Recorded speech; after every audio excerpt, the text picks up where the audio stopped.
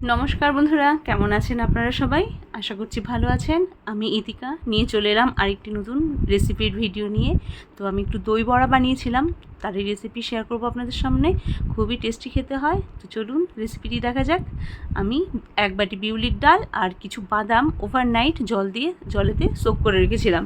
তো সেটাকে পরের দিনকে আমি সকালে এই যে ভালো করে মিক্সিতে সামান্য জল দিয়ে পেস্ট করে নিয়েছি। এবার ওটাকে একটা ডিশে আমি নিয়ে ভালো করে একই ডিরেকশনে ঘুরিয়ে ঘুরিয়ে ওটাকে ফ্যাটাতে থাকবো। যত ভালো ফ্যাটানো হবে বড়াগুলো ততটাই সুন্দর হয়, বেশ ফ্লাফি হয় আর ভেতর বেশ জালি জালি হয়। এটা ফ্যাটানোর জন্যই হয়। তো হাত দিয়েই আমি ফেটেছি, আপনারা অন্য কিছুর সাহায্যও নিতে পারেন।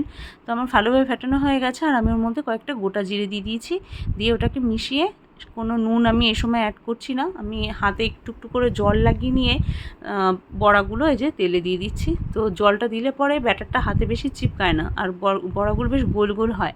তো এই সময় তেলের হিটটা কিন্তু একদমই নর্মাল থাকবে, বেশি হিট হলে হবে না, তাহলে বড়াগুলো উপরে পুড়ে যাবে আর ভেতরে কিন্তু ভালো ভাজা হবে না।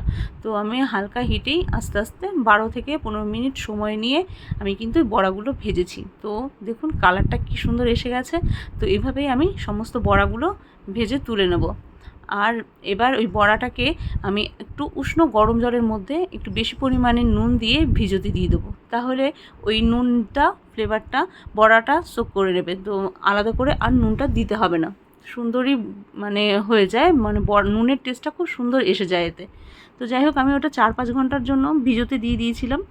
আর আমি এবার দইটাকে রেডি করে নেবো, যে দইয়ের মধ্যে ওটাকে আমি ডিপ করব। দইটার মধ্যে আমি সামান্য প্লেন নুন, একটু বিট নুন আর চিনি এটা দিয়ে ভালো করে হুইস্কের সাহায্য নিয়ে ফেটিয়ে নিয়েছি। তো মিক্সিতে দিলে কিন্তু দইটা বেশি পাতলা হয়ে যায়, তার জন্য আমি হাতেই ওটা ঘুরিয়ে নিয়েছি।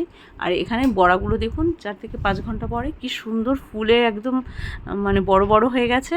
আর নুনটাও এর মধ্যে খুব সুন্দর চলে এসছে, নুনের ফ্লেভারটা, আলাদা করে আর নুন দিতে হবে না। তো আমি এবার ওই দইয়ের মধ্যে বড়াগুলোকে দিয়ে দেবো, দিয়ে ভালো করে সব ডিপ করে সাজিয়ে নেব।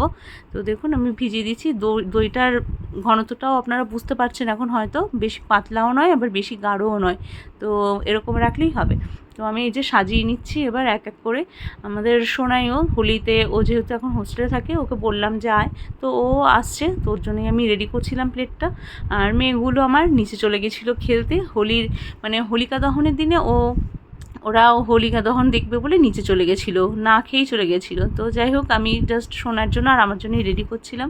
তো খেতে আমার ভীষণই ভালো লাগে। আমি এই যে তেঁতুলের চাটনি, আর এটা হচ্ছে ঝাল ঝাল মানে রসুন, কাঁচা লঙ্কা আর ধনেপাতা পুদিনা পাতার মিক্সড চাটনি। তো এতে মানে টেস্টটা আরোই বেড়ে যায় দই বড়ার। তো আমি একটু উপর দিয়ে সেও দিয়ে দিচ্ছি। আর খুবই ভালো হয়েছিল। আমার চাটনিগুলো একটুখানি গাঢ় গাঢ় হয়ে গেছিলো, আপনারা আর একটু পাতলা করতে পারেন। তো এতেও খেতে ভীষণই সুন্দর হয়েছিল।